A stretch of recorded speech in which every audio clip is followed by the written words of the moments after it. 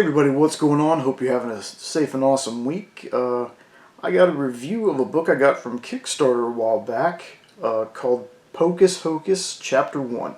This book was written by Alan Dunford and Will Radford, drawn by Brian Belando, colored by Jason Smith, lettered and designed by Dave Lentz, who is actually how I found out about Pocus Hocus. I made a joke to him about, you just work on 1.5 million books, and he sent me, a bunch of stuff he was working on, and I caught Hocus Pocus. I was like, well, let me check it out, and went and checked the Kickstarter. I was like, okay, this looks awesome, and I backed it. Got it, read it, should have reviewed it a while back, read it several times, so I know, just getting around to it. But, the cover, which is this one, was the one that I got, and the cover was also done by Brian Belando. Beautiful cover. I mean, look at that. Awesome. Well, let's get into it. We open up on a narration by our main character, Pocus Hocus. He's walking through the woods, and he stops in this clearing. And the clearing's already set up with candles and like a pentagram on the ground. And Pocus leaves this big heavy book down in the middle of the pentagram. In a voiceover, you hear him say, "It was the night of the third full moon in October, and I, Pocus Hocus, summoned a demon from the underworld." He's cut off, and you see that he's actually in a bar telling this story to one of the drunk patrons sitting next to him. And the guy's like, wait a second, you summoned a real demon onto this plane? And Pocus is like, yes. And the guy says, yeah, pretty sure you're not supposed to do that. And Pocus says, well, I did. Now, if I can continue. So we go back, and Pocus has summoned this demon. Pocus says, I want to sell you my soul. And the demon's like, okay, well, what's the exchange? And Pocus asks for actual demonic powers. Levitation, fire conjuring, the whole shebang. And the demon asks him, he goes, do you know what selling your soul means, mortal? And Pocus is like, my name isn't mortal, it's Pocus Hocus. And the demon starts rambling on, and all of a sudden he stops, and he's like, wait, what? Hold on a second. Your name is Pocus Hocus? And Pocus is like, yeah? And the demon just kind of scratches his head and goes, huh. I thought Houdini was a stupid name. And I just thought that was hilarious for him to just be like, Pocus Hocus? I thought Houdini was dumb. But, anyway, Pocus is like, look, do you want my soul or not? And the demon's like, okay, alright. And pulls out a contract. And he's like, okay, sign here, initial here. That's for me. No, wait a second, that's for the auditor. And then here's a copy for your records. Oh, there's so many parts of this book that are like that. It's hilarious. He goes on to tell him, he goes, now the only thing that can break this contract is divine intervention, or if you guess my name. Pocus is just like, man, whatever. I know the whole thing, blah, blah, blah. And before the demon leaves, he goes, can I ask what you're going to do with your powers? And Pocus is like, I'm going to use them to impress my father. And the demon's like, aren't there better ways to do that? And then we cut back, we cut to this flashback, and the relationship between Pocus and his dad kind of reminds me of Gru and his mom from Despicable Me, where like she's just not impressed with anything he does. Well, Pocus's dad was actually a magician, so almost nothing he does impresses his father. He pulls a rabbit out of his hat, and his dad's like, oh, wow, a rabbit. That's never been done before.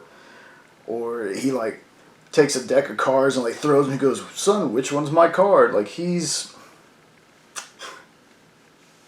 just not a good dude. And the fact that his name So his name is Richard Hocus, and I think we all know what the short form of Richard is, and that aptly describes the elder Hocus.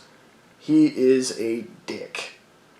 So we go back to Pocus, and he basically, after the flashback, is like, no, there's not a better way to deal with it. So the demon says, well, pleasure doing business with you, Hokey Pokey. Dress warm, it's supposed to be cold, I'll see you in hell.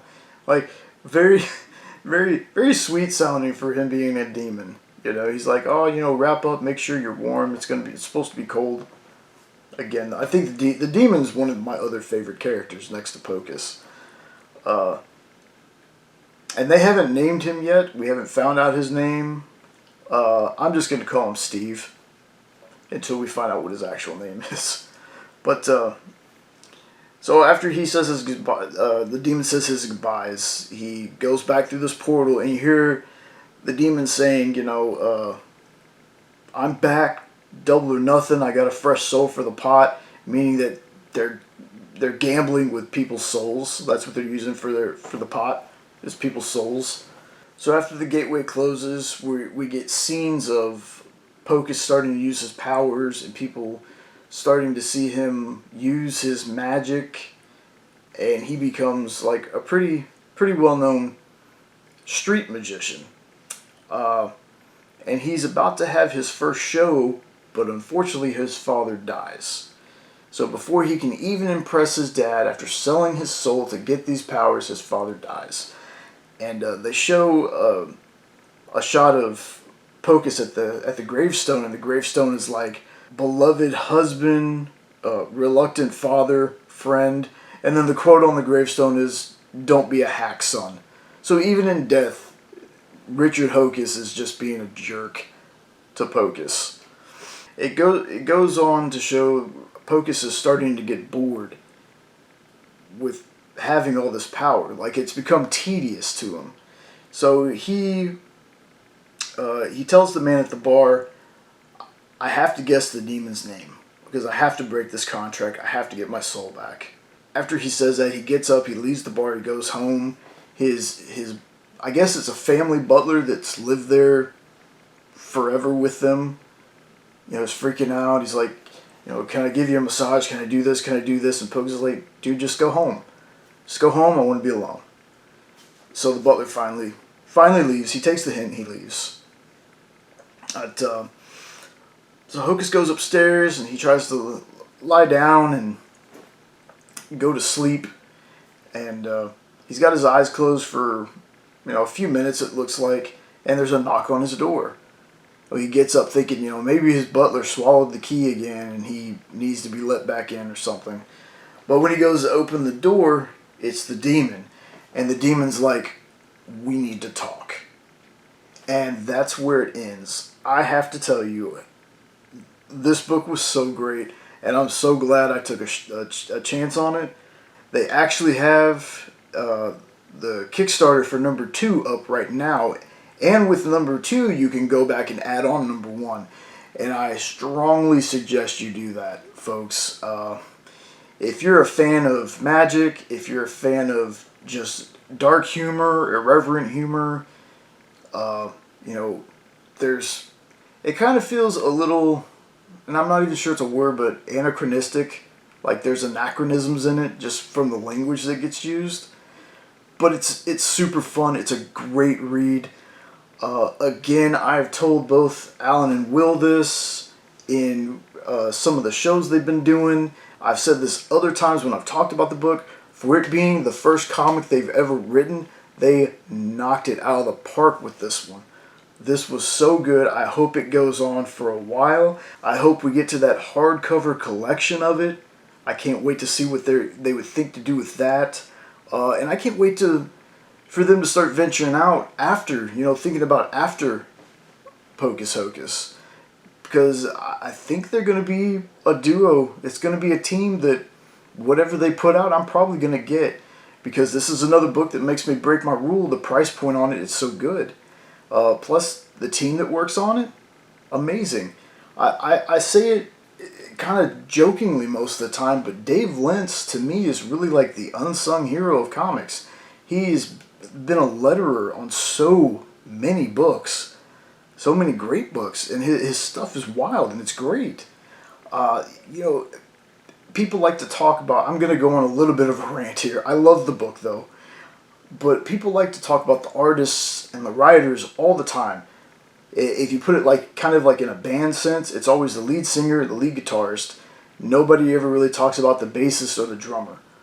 Well, with inkers and the colorists and the letterers, you know, it takes that whole team to make a great book, and this team is amazing.